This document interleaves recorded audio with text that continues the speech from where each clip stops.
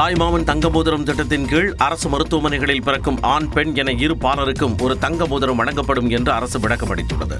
தாய்மாமன் தங்க மோதிர திட்டம் குறித்து மருத்துவத்துறை வெளியிட்டுள்ள அரசாணையில் ஆண்டுதோறும் தமிழ்நாட்டில் நடைபெறும் 7,80,000 பிரசவங்களில் அரசு மருத்துவமனைகளில் மட்டும் 4,20,000 பிரசவங்கள் நடைபெறுவதாக குறிப்பிடப்பட்டுள்ளது. தமிழர் பாரம்பரியத்தில் தாய்மாமன் புதிதாக பிறக்கும் குழந்தைக்கு தங்கம் உள்ளிட்ட சீர்வரிசை வழங்கும் வழக்கத்தை அடிப்படையாக கொண்டு அரசே தாய்மாமனாக இருந்து குழந்தைகளுக்கு 1 கிராம் தங்க மோதிரம் வழங்கும் வகையில் இந்த திட்டம் வடிவமைக்கப்பட்டுள்ளதாக தெரிவிக்கப்பட்டுள்ளது. புதிதாக பிறந்த அனைத்து குழந்தைகளும் திட்டத்தில் சேர்க்கப்படுவார்கள் என்றும் பாலின பாகுபாடு இன்றி ஆண் மற்றும் பெண் குழந்தைகள் இருவருக்கும் தங்க மோதிரம் வழங்கப்படும் என்றும் அரசாணையில் தெரிவிக்கப்பட்டுள்ளது. திட்டத்திற்கு தேவையான 1 கிராம் தங்க மோதிரங்களை தமிழ்நாடு மருத்துவ பணிகள் கழகம் கொள்முதல் செய்து வழங்கும் என்றும் மாநிலம் முழுவதும் 94 முக்கிய மையங்கள் மூலம் இவை பாதுகாப்பாக சேமித்து விநியோகிக்கப்படும் எனவும் கூறப்பட்டுள்ளது. இத்திட்டம் அரசு மருத்துவமனைகளில் பிரசவம் மேற்கொள்வதை ஊக்குவிப்பதுடன் தாய்மார்களின் நலனையும் அரசு சுகாதார சேவைகளின் மீதான மக்களின் நம்பிக்கையையும் மேலும் உயர்த்தும் என்றும் தமிழ்நாடு அரசு தெரிவித்துள்ளது. பொறியியல் கல்லூரி சேர்க்கைக்கான தரவரிசை பட்டியல் ஜூலை 1ஆம் தேதி வெளியிடப்படும் என உயர்கல்வித்துறை அமைச்சர் விஸ்வநாதன் தெரிவித்துள்ளார். தமிழ்நாட்டில் 400க்கும் மேற்பட்ட அரசு உதவி பெறும் மற்றும் தனியார் பொறியியல் கல்லூரிகள் உள்ள நிலையில் இந்த ஆண்டுக்கான மாணவர் சேர்க்கைக்கான விண்ணப்ப பதிவு மே 3ஆம் தேதி முதல் ஆன்லைன் வழியாக நடைபெற்று வருகிறது. விண்ணப்பிப்பதற்கான கால அவகாசம் ஜூன் 2ஆம் தேதியுடன் முடிவடைந்த நிலையில் ஜூன் 5ஆம் தேதி வரை நீட்டிக்கப்பட்டது. சுமார் 3 லட்சம் பேர் இதுவரை விண்ணப்பித்துள்ள நிலையில் ஜூன் 29ஆம் தேதி தரவரிசை பட்டியல் வெளியிடப்படும் என அறிவிக்கப்பட்டிருந்தது. இந்த நிலையில் சிபிஎஸ்இ மறுமதிப்பீடு முடிவுகள் வெளியாகியுள்ள நிலையில் தரவரிசை பட்டியல் ஜூலை 1ஆம் தேதி வெளியிடப்படும் என உயர்கல்வித்துறை அமைச்சர் விஸ்வநாதன் கூறியுள்ளார். அன்றைய தினமே கலந்தாய்வு தேதி அறிவிக்கப்படும் என்றும் தரவரிசை பட்டியலில் குறைகள் இருந்தால் ஜூலை 5ஆம் தேதி வரை வாய்ப்பு வழங்கப்படும் எனவும் அமைச்சர் தெரிவித்துள்ளார்.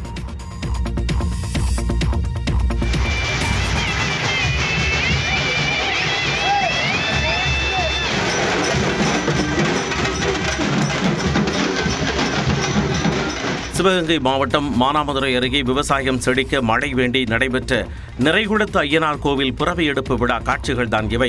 பருவமழை தவறாமல் பெய்ய வேண்டியும் விவசாயம் செழிக்க வேண்டியும் விளாத்திகுடம் கிராமத்தில் பிறவி எடுப்பு திருவிழா நடத்தப்படுவது வழக்கம். அந்த வகையில் அந்த கிராமத்தைச் சேர்ந்த ஏராளமான பொதுமக்கள் கிராமத்தில் இருந்து ஊர்வலமாக மானாமதுரைக்கு சென்று அங்கு மண்ணால் செய்யப்பட்ட குதிரை மற்றும் காளை பொம்மைகளுக்கு சிறப்பு பூஜைகள் செய்தனர். பின்னர் பூஜைகள் முடிந்த பின்னர் அங்கிருந்து சாமி சிலைகள் மற்றும் பொம்மைகள் ஊர்வலமாக புறப்பட்டு விளாத்திகுடம் கிராமத்தில் உள்ள நிறைகுளத்து ஐயனார் கோவிலுக்கு கொண்டு செல்லப்பட்டன. இந்த ஊர்வலத்தில் 7 மாபெரும் குதிரை பொம்மைகள் மற்றும் 6 காளை பொம்மைகளோடு 100க்கும் மேற்பட்ட பெண்கள் தங்களது நேர்த்திக் கடனை செலுத்தும் விதமாக பல்வேறு பொம்மைகளை தலையில் சுமந்து சென்றனர்.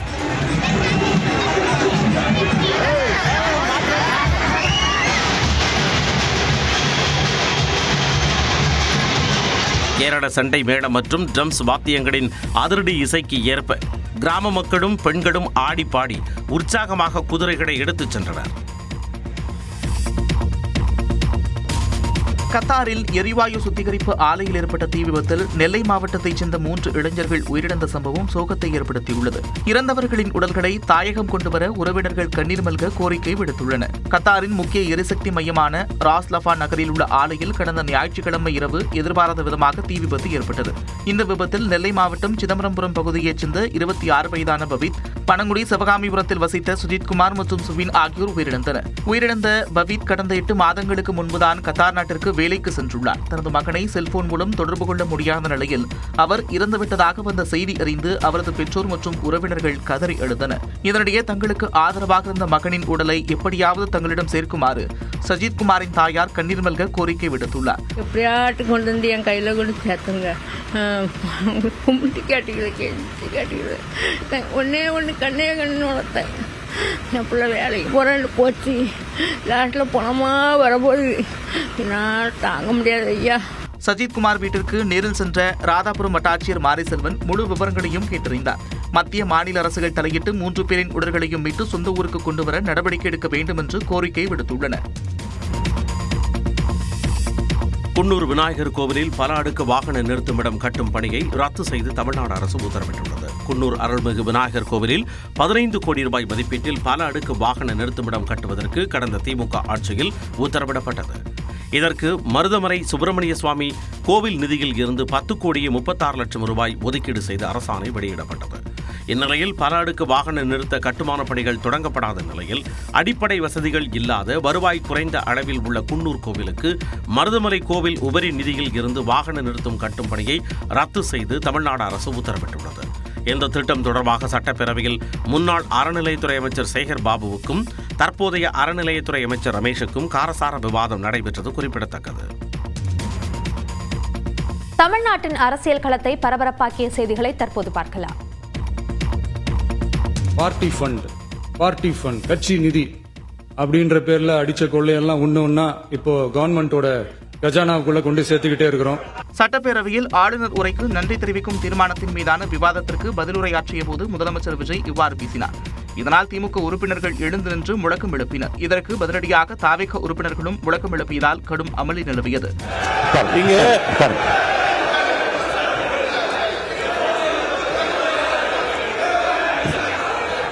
அவங்க பேசட்டும், அவங்கள பேச அனுமதி. உட்காருங்க.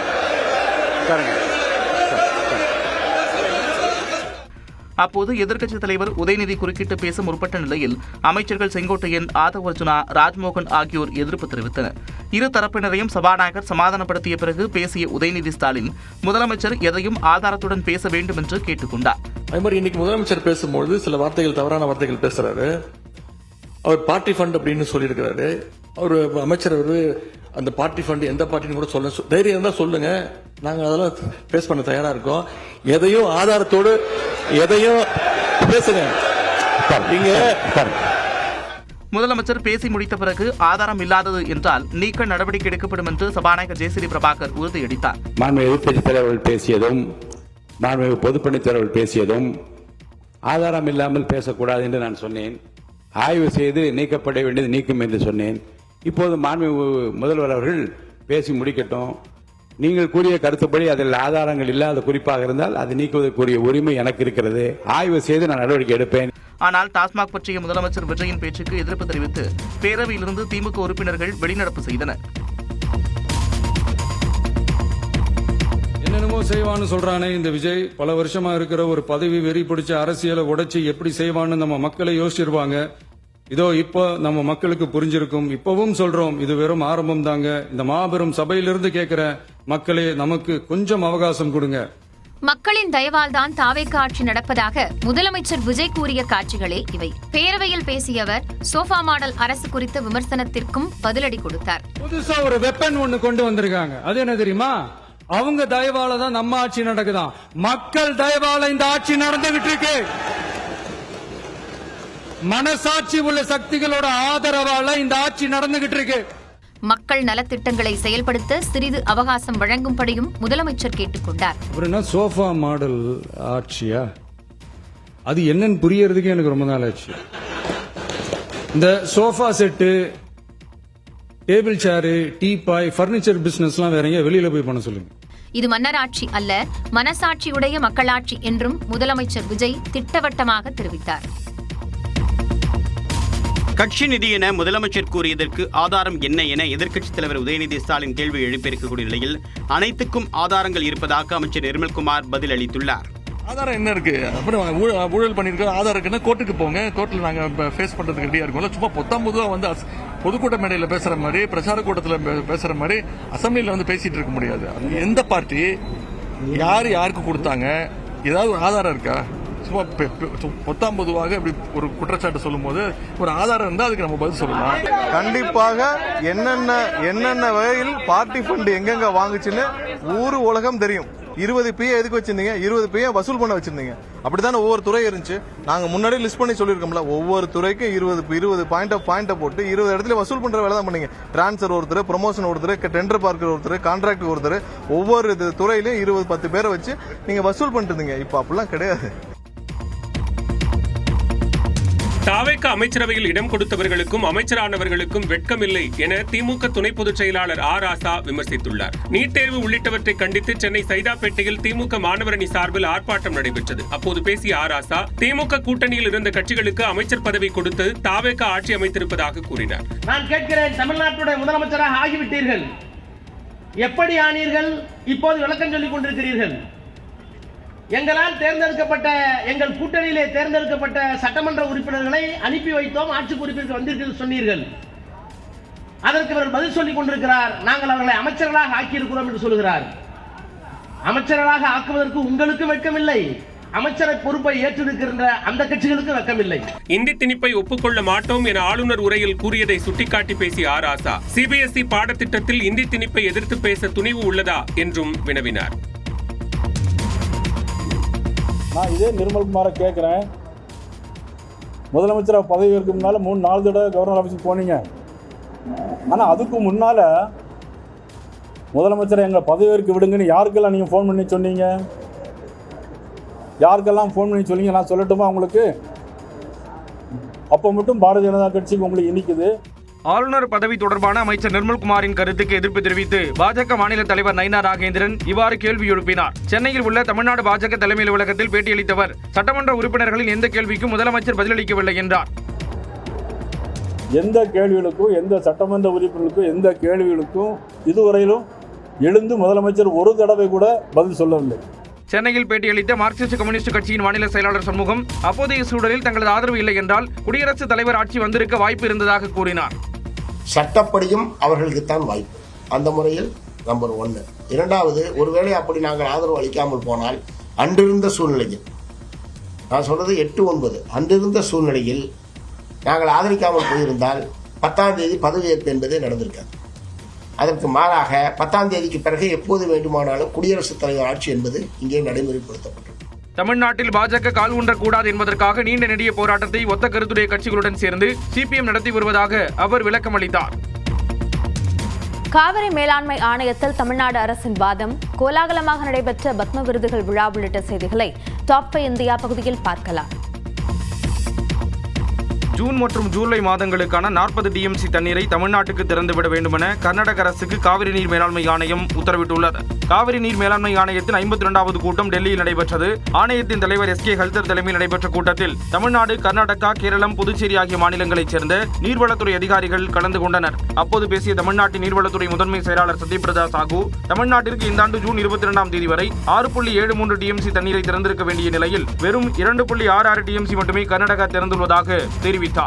மேலும் பிலிகுண்டுலு அணையில் போதிய நீர் இருப்பு இல்லை என கர்நாடக அரசு கூறுவதை ஏற்றுக்கொள்ள முடியாது என்றும், அதேபோல பிப்ரவரி முதல் மே மாதம் வரை கோடை காலத்தில் அனுமதிக்கப்பட்ட அளவை விட கூடுதலான நீரை தமிழ்நாடு அரசு பயன்படுத்தியதாக கர்நாடகா கூறுவதை ஏற்றுக்கொள்ள முடியாது என்றும் கூறியுள்ளார். இவ்விவகாரத்தில் காவிரி மேலாண்மை வாரியம் தலையிட்டு ஜூன் மாதத்திற்கான 9.19 டிஎம்சி தண்ணீரையும், ஜூலை மாதத்திற்கான 31.24 டிஎம்சி தண்ணீரையும் விடுவிக்க கர்நாடக அரசுக்கு உத்தரவிடுமாறு கேட்டுக் கொண்டார். அதனை ஏற்று தமிழ்நாட்டிற்கு 40 டிஎம்சி காவிரி நீர் திறக்க கர்நாடகாவுக்கு காவிரி நீர் மேலாண்மை ஆணையம் உத்தரவிட்டுள்ளது. மம்முட்டி, விஜய் அமிர்தராஜ், ரோஹித் சர்மா உள்ளிட்டோருக்கு பத்ம விருதுகளை குடியரசுத் தலைவர் திரௌபதி முர்மு வழங்கினார். கடந்த மாதம் முதற்கட்டமாக 66 பேருக்கு பத்ம விருதுகள் வழங்கப்பட்டன. 2ஆம் கட்ட விருதுகள் வழங்கும் நிகழ்ச்சி டெல்லி குடியரசுத் தலைவர் மாளிகையில் நடைபெற்றது. இதில் 65 பேருக்கு குடியரசுத் தலைவர் திரௌபதி முர்மு விருதுகளை வழங்கினார். மலையாள நடிகர் மம்முட்டி, தமிழ்நாட்டைச் சேர்ந்த டென்னிஸ் வீரர் விஜய் அமிர்தராஜ், பாடகி ஆல்கா யாக்னிக் உள்ளிட்டோருக்கு பத்ம பூஷன் விருது வழங்கப்பட்டது. श्री ममूटी कला फिल्म अभिनय,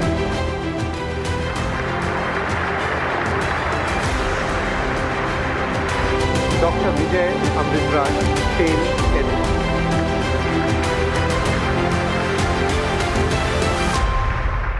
நடிகர் மாதவன், கிரிக்கெட் வீரர் ரோஹித் சர்மா, தமிழ்நாட்டைச் சேர்ந்த கர்நாடக இசை பாடகிகளான ரஞ்சனி, காயத்ரி, சென்னை ஐஐடி இயக்குனர் காமகோடி ஆகியோருக்கு பத்மஸ்ரீ விருதுகள் வழங்கப்பட்டன. श्री माधवन रंगनाथन कला अभिनय,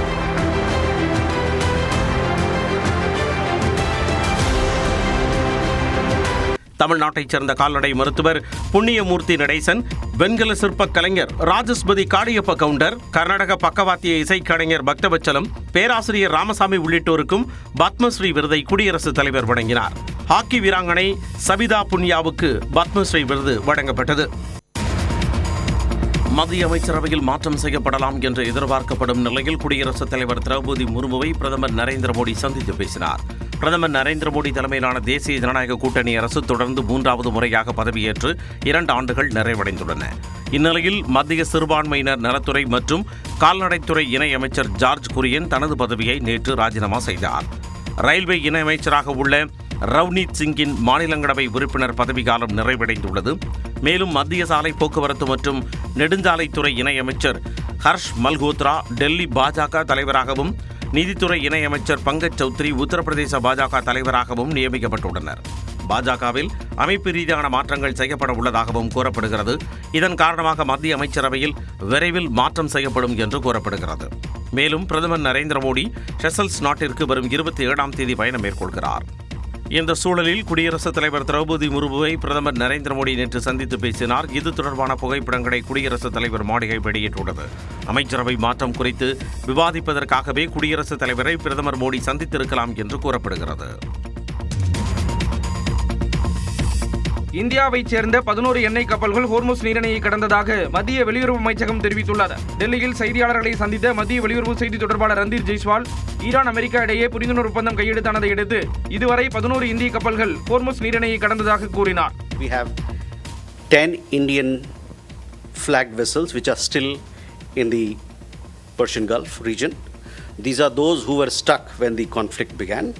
But in addition to these 10, we have 2 Indian ships which have crossed from this side into Persian Gulf. கத்தாரில் உள்ள ராஸ் லபான் எரிவாயு வயலில் ஏற்பட்ட தீ விபத்தில் 12 இந்தியர்கள் உயிரிழந்தது மிகவும் துரதிருஷ்டவசமானது என்றும், விபத்தில் பல்வேறு நாடுகளைச் சேர்ந்த 66 பேர் படுகாயமடைந்தது வேதனை அளிப்பதாக கூறினார். மருத்துவமனையில் அனுமதிக்கப்பட்டுள்ள இந்தியர்கள் நல்ல நிலையில் இருப்பதாகவும், தூதரக வாயிலாக அவர்களுடன் தொடர்பில் இருப்பதாக வெளியுறவு செய்தி தொடர்பாளர் ரந்தீர் ஜெய்ஸ்வால் தெரிவித்தார். உத்தரப்பிரதேச மாநிலம் சம்பல் மாவட்டத்தில் 6 வயது சிறுமி பாலியல் வன்கொடுமைக்கு ஆளாக்கப்பட்ட வழக்கில் மேரி என்ற மூப்பநாய் குற்றவாளியை கண்டறிய பேருதவியாக இருந்துள்ளது. கடந்த 19ஆம் தேதி பாப்ரலா காவல் நிலைய எல்லைக்கு உட்பட்ட பகுதியில் வீட்டின் அருகே விளையாடிக் கொண்டிருந்த சிறுமி கடத்தப்பட்டு பாலியல் வன்கொடுமைக்கு ஆளாக்கப்பட்டு புதருக்குள் கண்டெடுக்கப்பட்டார். இந்த சம்பவம் தொடர்பாக காவல்துறையினர் தீவிர விசாரணை மேற்கொண்டனர். நேரில் பார்த்த சாட்சிகளோ சிசிடிவி கேமராக்களோ எதுவும் இல்லாததால் குற்றவாளியை கண்டறிவதில் சுணக்கம் ஏற்பட்டது. தடயவியல் நிபுணர்கள் கைப்பற்றிய துண்டு மூலம் 7 வயதுடைய மேரி என்ற மூப்பநாய் வரவழைக்கப்பட்டு துப்பறியும் பணியில் காவல்துறையினர் இறங்கினர். அந்த மூப்பநாய் தெருக்குளின் வழியாக சென்று சம்பவம் நடந்த இடத்திலிருந்து 100 மீட்டர் தொலைவில் உள்ள வீட்டின் முன்பு நின்றது. இதையடுத்து சம்பந்தப்பட்ட நபரை காவல்துறையினர் கையும் களவுமாக பிடித்தனர். சந்தீப் என்ற அந்த நபர் காவலர்களை தாக்கிவிட்டு தப்பியோட முயன்றதால் காவல்துறையினர் சுட்டுப்பிடித்ததாக கூறப்படுகிறது. இதனிடையே மூப்பநாயின் செயலை பாராட்டி காவல்துறையினரால் அதற்கு 10,000 ரூபாய் வெகுமதி வழங்கப்பட்டது.